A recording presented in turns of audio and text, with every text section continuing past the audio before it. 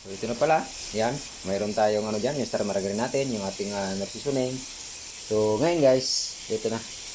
Oh, ito, lagyan ito na yung ating star margarine. Ilagay na natin dyan. Oh, ayan. So isahin na natin siya. So dito natin siya sa pinagigisa sa may kawali na pinagpirituhan niya.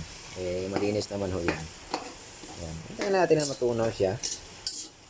Pag natunaw na siya, eto, pagsama-samahin na natin siya dyan. Ayan yung ating ingredients natin. Pagsasama-samahin na natin. Hanggang sa bango. Bango niya guys. Bango.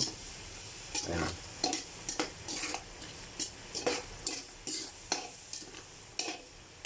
Tapos yung ating sibuyas.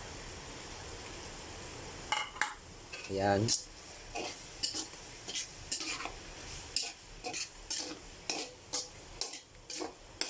Hintayin na natin na lumabas yung kanyang aroma.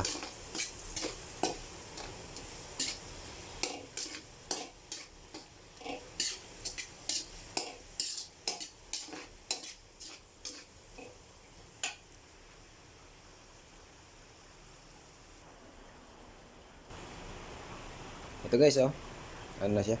Nilagay na natin. Hindi na natin na video no paano ito nailagay dahil sa wala tayong taga-video. Ayan. I-maintain na natin yan siya.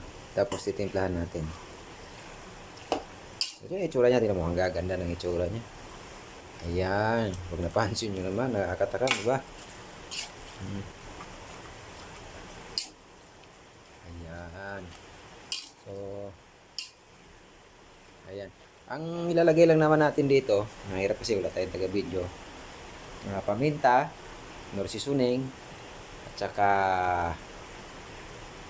kung gusto nyo lagyan ng ibang pampalasa, pwede naman. Pero sa akin, paminta, narcisuneng lang, at saka mayonnaise, at saka bitsin.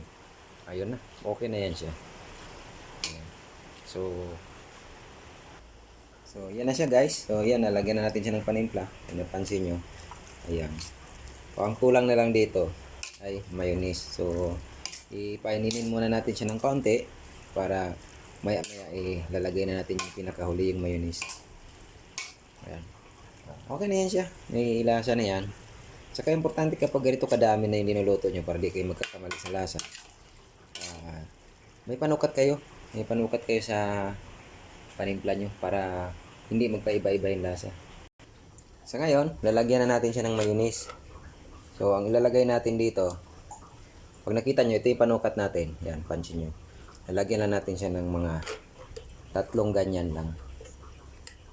Ayan. Yan, pansin nyo. 3 ganyan lang yan siya. So, ito yung panukat ko dito eh. 3 ganito. Ayan. So, yan ang importante doon, yung may panukat ka. Para, sa sunod mo lulutuin, kung ganun din siya kadami, hindi mo pa iba-iba yung panlasa mo. So, kung ilang kilo siya, natatandaan mo. Kung ano din kadami yung ilalagay mo na panimpla. Para nang sa ganun ay hindi magpabago-bago yung lasa sa iyong ginagawa. Ayan o. Oh. Ayan na siya.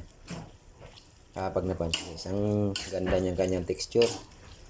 Ayan.